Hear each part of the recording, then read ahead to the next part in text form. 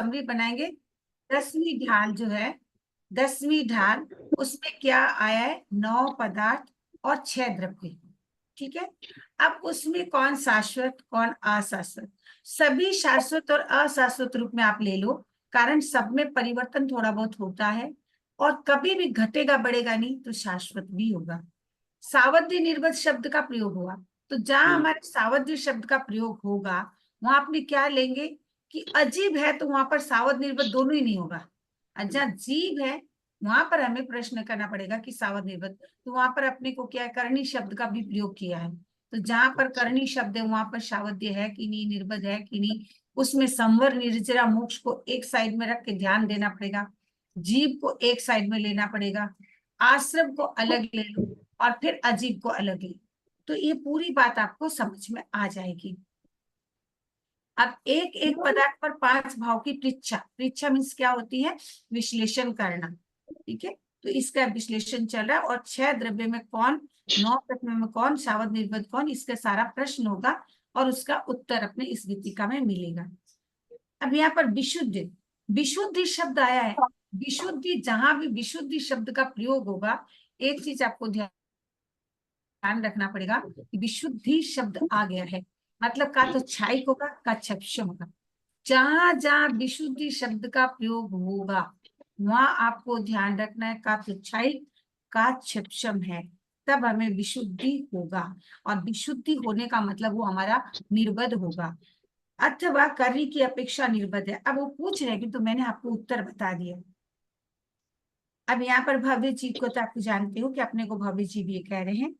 समुच्चय दृष्टि से जीव किस भाव में होता है? समुच्चय दृष्टि में जीव किसमें होता है? वे 5 भाव में होता है। क्यों 5 भाव में क्यों लिया? जीव हमें 5 भाव में लेने का कारण क्या है? वो 6 द्रव्य में, जीव द्रव्य में होता है, 9 पदार्थ में उसका समावर्तन 5 पदार्थ में होता है। 5 पदार्थ को ले लिया जीव, साथ में आश्रम, शंबर, निर्जरा, मोक्ष, समुच्चय नीचे आश्रम को भी लिया है। तो यहाँ पर अपने को मोक्ष और संबर निर्जरा एक साइड होता है, उससे हमारी क्या होती है? कर्मों का कटेगा, कर्मों का क्या है कि आना बंद हो जाएगा, मोक्ष मतलब कर्मों का क्षय हो जाएगा। तो आश्रम में क्या है? सुविशुद्ध दोनों योग है। तो समुच्चय दृष्टि में क्या लिया है कि समुच्चय दृष्टि में जीव में कितने भाव है? 5 भाव लिया है ना। आश्रम है तो उदय भाव भी आएगा। ठीक है, आश्रम होने के उदय भाव आएगा। अब बाकी जब संबर निर्जरा लेंगे तो आपको क्षपशम और पारणमिक भाव, ये सब भी पारणमिक तो रहेगा, क्षायिक भाव भी आप लोगे। इस सारे कारण के लिए ये सारे पहले एक शब्द को आप ले लो। अब समझने में अपने मूल तत्व, जीव सावध्य भी और निर्बध भी है। करनी की अपेक्षा और सावध्य निर्बध दोनों होती है। करनी की अपेक्षा, करनी क्या होगा? योग की अपेक्षा। करनी जहां शब्द का प्रयोग हो गया, हर बार शब्द को आपको ये याद रखना कि मैंने किस शब्द के साथ जोड़ा। तो 4 नंबर करनी के साथ जोड़ दिया, करनी में योग जोड़ दिया, शुभ अशुभ जोड़ दिया, तो सावधि निर्बध आपको ध्यान में आ गया कि कौन सावधि और कौन निर्बध है, आपको ध्यान में आ गया। तो आप क्लियर। 5वें नंबर में आप कौन सा शब्द याद रखोगे? अजीब। अजीब होने से कौन सा होगा? पारणमिक भाव। क्यों? उसमें तो ये परिवर्तन निश्चित रूप में एक समय में होगा, या तो जगन अंतर्मुख, उत्कृष्ट असंख्यता वर्ष उसमें। अब बाकी हमारा 6 द्रव्य में अजीब कौन कौन सा है? वो धर्मास्तिक से लेकर आप जीवास्तिक छोड़ दो, बाकी को ले लो। 9 पदार्थ में अपने अजीब किसको लेंगे? अपने जीव को निकाल दो, अजीब को ले लो, अजीब, पुण्य पाप और बंध को ले लो। क्लियर। अब अजीब विशुद्धि और करणी दोनों ही दृष्टि सावध निर्भर नहीं है, इसका योग प्रवृत्ति नहीं है, तो कहां से होगा? तो अपेक्षा अशाश्वत, किससे अपेक्षा? भाव की अपेक्षा। अशाश्वत परिवर्तन तो होगा, शाश्वत किसकी अपेक्षा? द्रव्य की अपेक्षा। द्रव्य जीव किस भाव में होता है?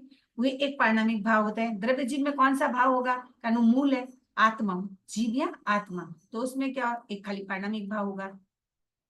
6 द्रव्य में कौन के में जीव कौन सा है? एक ही जीव है, वो जो जीवास्तिका है उसी को ले रहे। पदार्थ में उसका समावर्तन एक जीव पदार्थ में होता है। अब आ रहे कि द्रव्य जीव, द्रव्य जीव की जगह आप लोग आत्मा लिख के रखना कि वो सावध्य नहीं है, नहीं, वो कुछ करती नहीं है ना।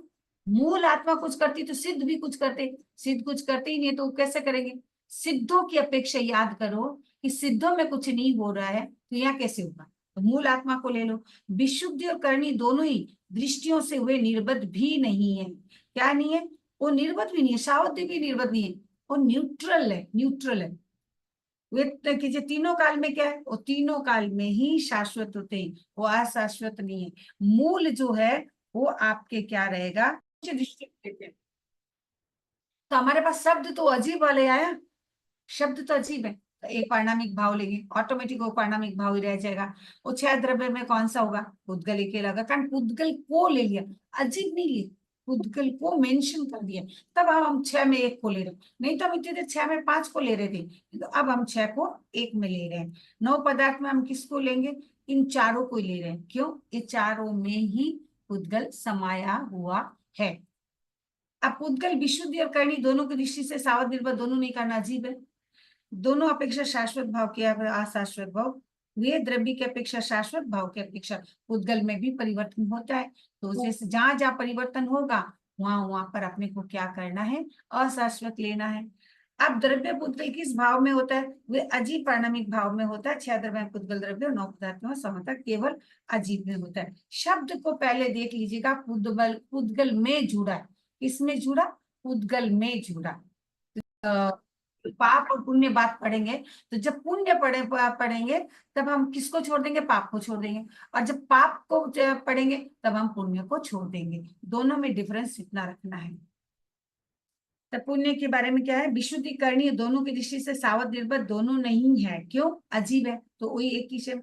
तीनों काल में क्या है, क्या है, ये अशाश्वत है। सम्यक दृष्टि इस तत्व को उपलब्ध होती है। सम्यक दृष्टि व्यक्ति जो है जैसा है वैसा जानकारी करते हैं। अब द्रव्य पुण्य जो उदय में नहीं आया, अब यदि द्रव्य पुण्य शब्द का आया, इसका आपको ध्यान में रहना कि द्रव्य पुण्य बोला, द्रव्य पुण्य जैसे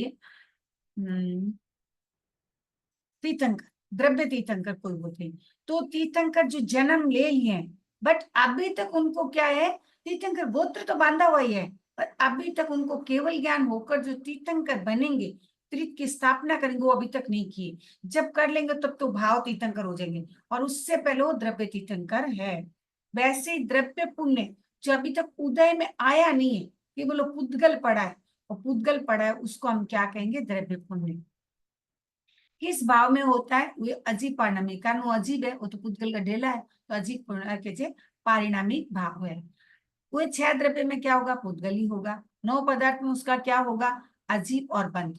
अब आपके मन में एक प्रश्न आ सकता है कि नौ पदार्थ में इसे अजीब और बंद दिया, हम ले किसको रहे, द्रव्य पुण्य। द्रव्य पुण्य क्या है, अब आप ऊपर से लाइन को इसको अटैच कर लो, वो केवल अजीब है, पुद्गल पड़ा हुआ है, वो अभी तक उदय में नहीं आएगा, तब तक वो पुण्य नहीं है, इसीलिए इसमें अजीब और बंद शब्द का प्रयोग किया, पुण्य का शब्द का प्रयोग नहीं किया। पाप में भी सेम ये चीज लेना, जब तक उदय में नहीं आए तब तक वो क्या है, द्रव्य पाप रहेगा, उसमें फिर यहाँ पर अजीब बंद है, वहां भी यही शब्द आएगा, तो ये आपको समझने में सुविधा हो जाएगी। एक शब्द को ध्यान रखना है, जब द्रव्य पुण्य आए भाव पुण्य आए, तो द्रव्य पुण्य में आपको क्या पूछेंगे कि ये नौ पदार्थ में किसमें समावर्तन हुआ, अजीब और बंद में हुआ।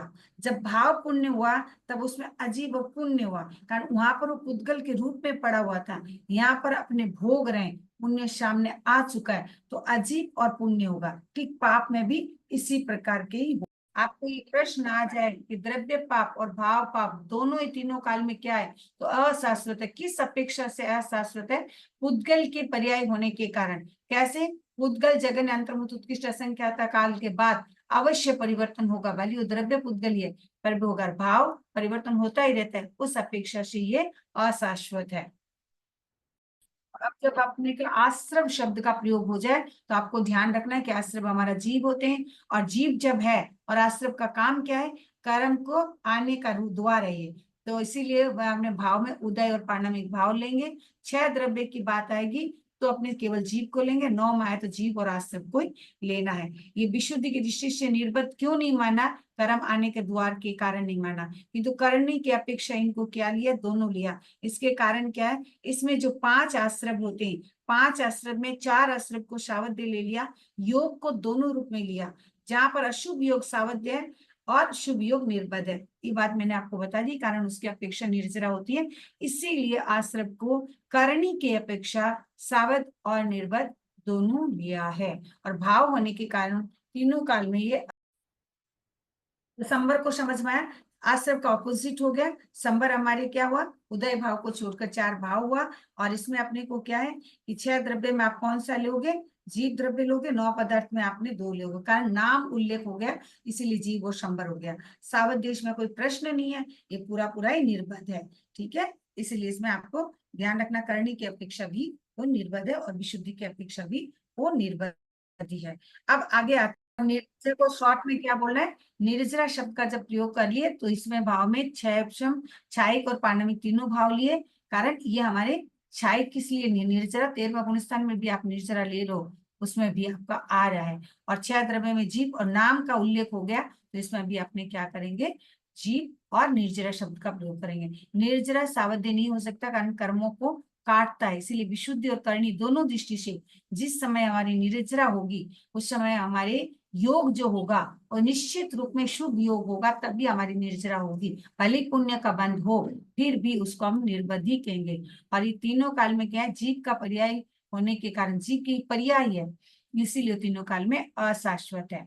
अब आ रहे हैं अपने बंध के। बंध जो है, आपको ये धारणा रखना है कि बंध में हमने आगे जो पढ़ा उसके साथ थोड़ा सा अलग लिया। वहां पर अपने पुण्य और पाप का उल्लेख कर दिया था, इसीलिए जहाँ पुण्य का उल्लेख किया पुण्य बोला, पाप जहाँ पाप बोले।